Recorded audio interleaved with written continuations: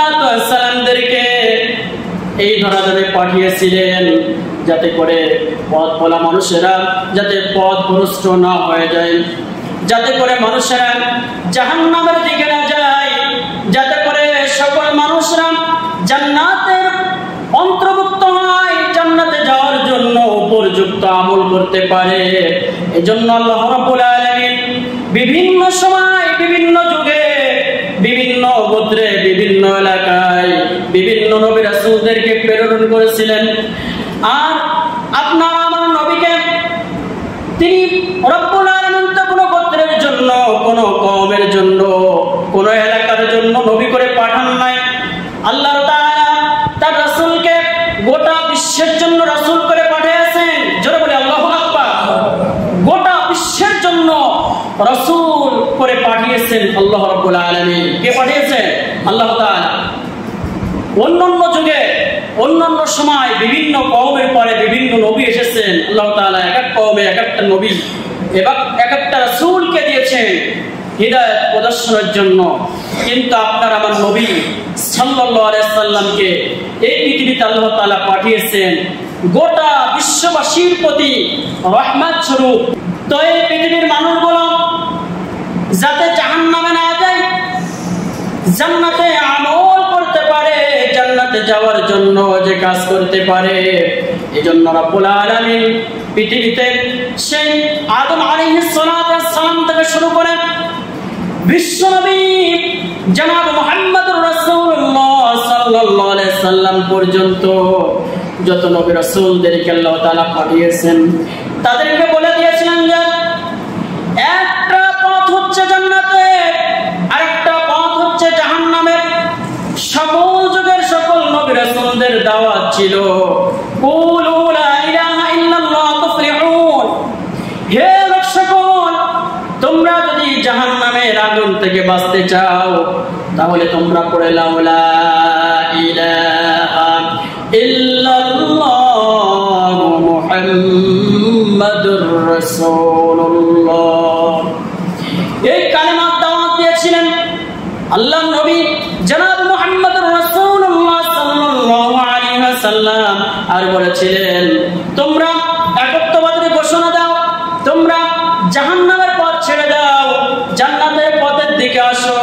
কারণ আল্লাহর নবী বলেছিলেন যে কোরআনে কারীমে 42 নম্বর সূরা 25 নম্বর পারা সূরাতু আশ-শুরা এর 7 নম্বর আয়াতে রব্বুল আলামিন একটা কথা বলে দিয়েছিলেন পৃথিবীর সকল মানব গোষ্ঠীর জন্য, সকল নবী রাসূলদের জন্য। সেটা হচ্ছে ফারিকুম ফিল জান্নাতি ওয়া ফারিকুম ফিস সাঈর। জোরে বলুন আল্লাহু আকবার।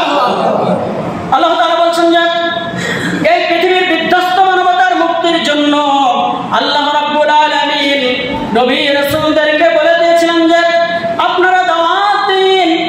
একটা পথ হচ্ছে জান্নাতের পথ, আর একটা পথ হচ্ছে জাহান্নামের পথ। হে মানব সকল, তোমরা কি জান্নাতে যেতে চাও?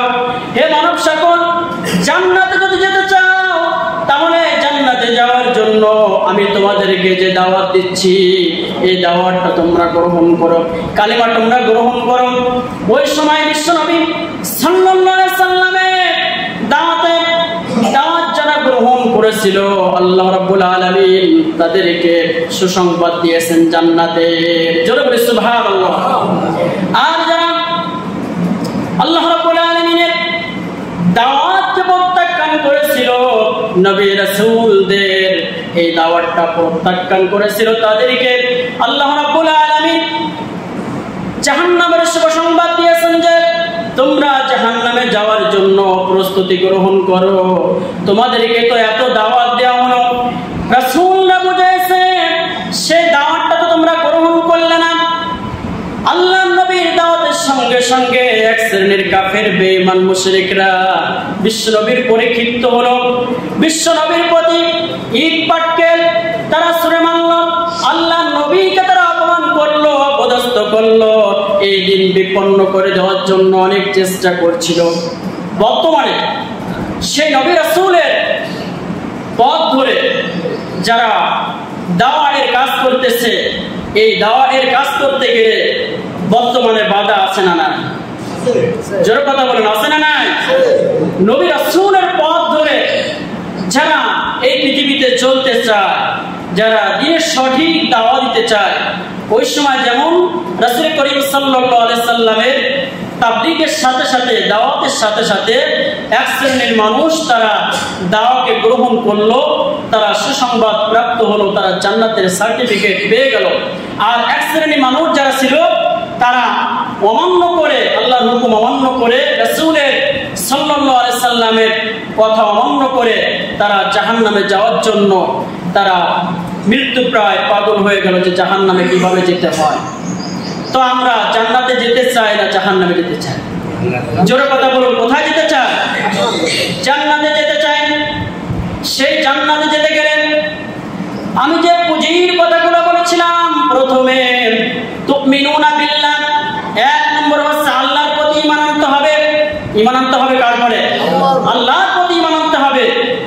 আল্লাহর প্রতি ঈমান করতে গেলে আপনার যত বিপদ মুসিবত যা আসুক না কেন অটল থাকতে হবে আল্লাহর প্রতি। কার প্রতি?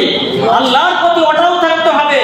এই আল্লাহর প্রতি ঈমান আনার অর্থ হচ্ছে ইসলাম থেকে, কোরআন থেকে, মুসলমানিত্ব থেকে এক চুল পরিমাণ এদিক ওদিক যাওয়া যাবে না, ঠিক কিনা? তাহলে আপনি আল্লাহর প্রতি ঈমান আনার কথাটা আপনি ভালো করে বুঝতে পারবেন। আর রাসূলের প্রতি ঈমান আনতে হবে। আর আল্লাহর দ্বীন কায়েম করার জন্য জমিনে রক্ত দিতে হবে, সংগ্রাম করতে হবে, যুদ্ধ করতে হবে। দ্বীন প্রতিষ্ঠার জন্য যুদ্ধ করা নফল না ফরজ?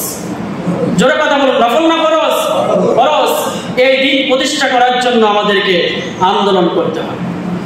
আমার বন্ধুগণ, যে জাহান্নামের কথা বলতেছিলাম, এই জাহান্নামটা একটা মারাত্মক জায়গা, ভয়াবহ জায়গা। অপরাধী আর জালিম বেঈমানদের জন্য আল্লাহ রাব্বুল আলামিন জাহান্নাম নির্ধারণ করে রেখেছেন।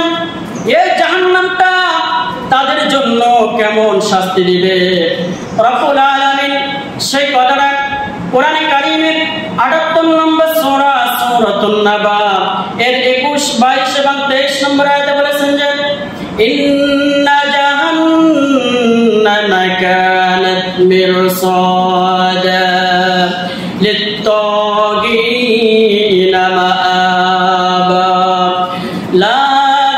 লাবিসিনা ফিহা আহকাবা। নিশ্চয় জাহান্নাম হচ্ছে একটা গর্ত, জাহান্নাম হচ্ছে একটা ফাঁদ, একটা কিনারা। এটা অপরাধী, জালেম, বেঈমান, মুনাফিক, মুশরিক, বেদুইনদের জন্য আবাসস্থল। আর তারা চিরকাল এই জাহান্নামে থাকবে। জাহান্নামটা মারাত্মক একটা জায়গা, ভয়াবহ জায়গা। আল্লাহ রাব্বুল আলামিন এই জাহান্নামের আগুন থেকে আমাদের সকল মুসলিম উম্মাহকে বাঁচার জন্য তৌফিক দান করুন, আমরা বলি আমিন।